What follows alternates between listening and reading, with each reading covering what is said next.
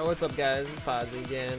I'm going to quickly go over the updated build real quick and then we're going to get into some gameplay. So the only thing really different right now is I have a couple different skills. Solar Fall is the new one, and I switched up some of the runes on some of these, but it really doesn't matter what skills you're using as long as you're getting the proper ailments. So you want to try to get 5 to 6 different elements and different ailments. So on Solar Fall I've got Weakness and Cursed. On Tier I've got Burn and Cursed. Anomaly is Stasis and Cursed. Bulwark is Shock and Cursed. Plague is Poison Cursed, and Winter's Grasp is Shock and Cursed as well. So this is going to be 6 different ailments when I use everything. And the reason I have so much Cursed is because on my weapon I have Shadow damage being added, and then the increased occult damage will even ramp that up even higher with our node that increases our occult damage based on curse stacks. And then in the skill tree,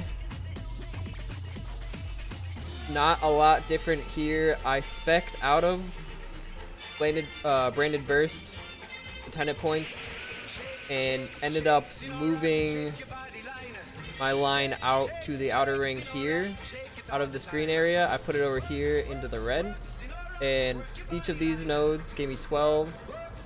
These 3 gave me 18, and then up here we grabbed another 20 and another 12. So we're getting close to 100% damage reduction from these all res nodes instead of the 100% damage reduction here, and that's only temporarily. So I think that was a good change. We freed up those nodes to go into here right away. Next we're gonna go for some extra damage, and then this node, Primordial Insight, should be fixed this week, and we'll be doing a ton more damage once that's fixed.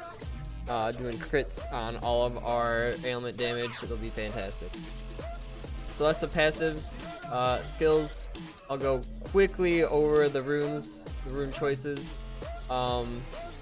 I have this one, point and click mod, giving myself buffs for standing inside of it. AoE on the ground, increased crit damage, tick rate, and damage increases the longer it's up. Here we have fire damage, damage over time, increased AoE, increased crit, and reduced willpower. For anomalies, we have the usual 2 vortexes, most important one, double the damage. Echoes of Infinity pulls in enemies multiple times, and we link that with Event Horizon. Enemies are damaged when they're pulled in, so they're getting damaged every time they get pulled in with this multiple times, so they synergize really well. Increased vortex duration, so they stay on the ground longer, do more damage. And then increased ailment damage to enemies inside the vortex. We're doing 6 different types of ailment damage, so this rune is perfect. Bulwark, we have longer skill duration, increased regen per tick.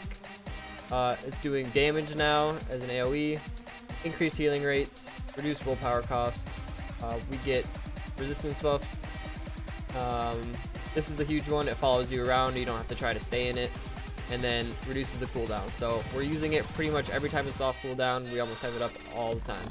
And then Plague Burst. This one's interchangeable. You can use Anomaly with the Toxic modifier if you want, but I like Plague Burst.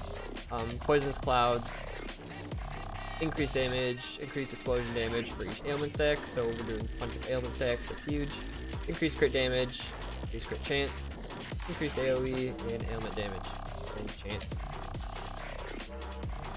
I have 1 skill point available too, but I can't use it, so later on I might respec. I'll figure it out. But for Winter's Grasp, we have the shadow damage, and if you already have enough shadow damage, you can switch this back to ice. The way my skills are working, I need this on to have my shock damage on here too. It's weird, but point and click mod leaves AoE on the ground, reduces cooldown, and increased crit damage. Cooldown is really important here. We can just pretty much spam it. You can do that weird like infinite spam too with it too, but I'm not really using that because it drains your willpower way too quick. So that's skills. My stats right now, pretty much a 2-to-1 ratio, Ferocity to Toughness. I'm gonna keep pumping stuff into Ferocity as I level up too. I think I'm good on Toughness now with our new node right here. And we have our heavy chest. So I'll show you my resistances real quick. After going into those nodes, we're at 77, 80, and 75%. Those used to be around 50%. So huge increase to our resistances with our heavy chest piece. We had a really good roll on our heavy chest piece too, almost 1,000 resistance score. So we add that to the node that we just got, and we're getting almost 2,000 just from this.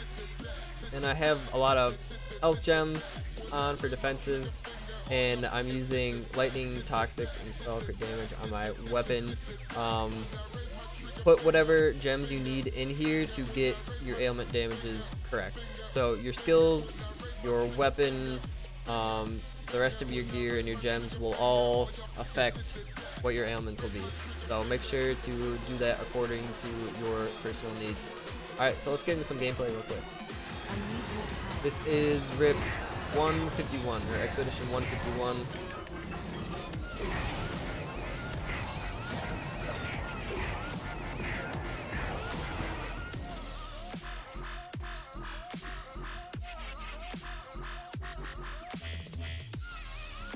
Them all together here. And you can see we have all 6 ailments going at the bottom right there. So that is an extra 150% damage that we're doing.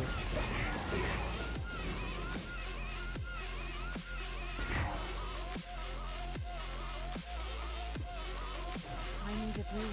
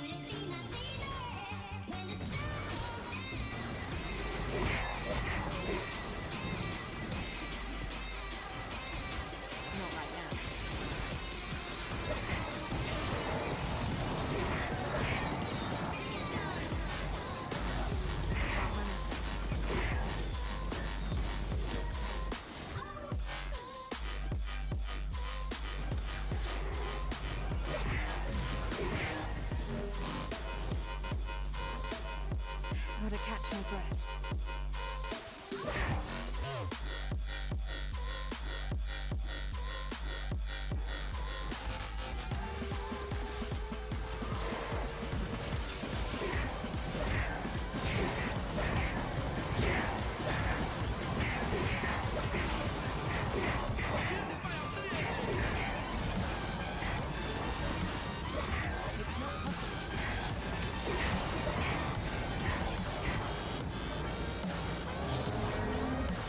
Now, something else to consider here too is using gems on your weapon. You can actually get bleed as an ailment.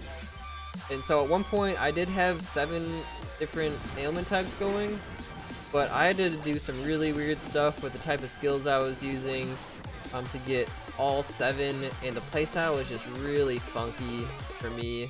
So if it ends up like impeding how you play, and like in the end you're damaged, because I was like mashing a bunch of skills and I was not doing as much damage as I used to be, you know, make sure you take that into account too. Like 7 ailments is awesome, and it gives you an extra 25% damage, but if you're going out of your way to press different skills and it's not helping, just don't do it. 5 and 6 are enough. Even 4, just the extra damage from 4 is huge. So get as many as you can while enjoying the playstyle. It'll still work.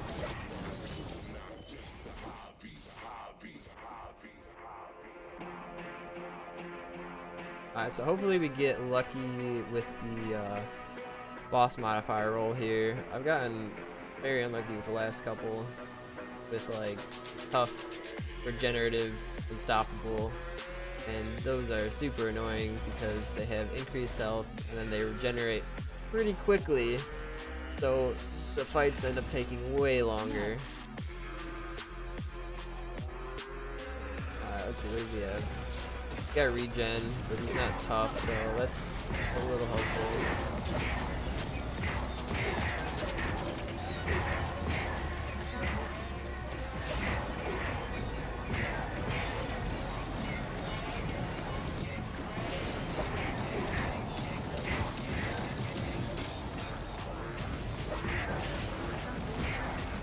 And you also notice I don't have the poison stack anymore. I'm not exactly sure how the game calculates which ailments you do, but if you see now on here, on my Plague Burst, I'm not doing poison anymore. I'm doing shock and cursed only.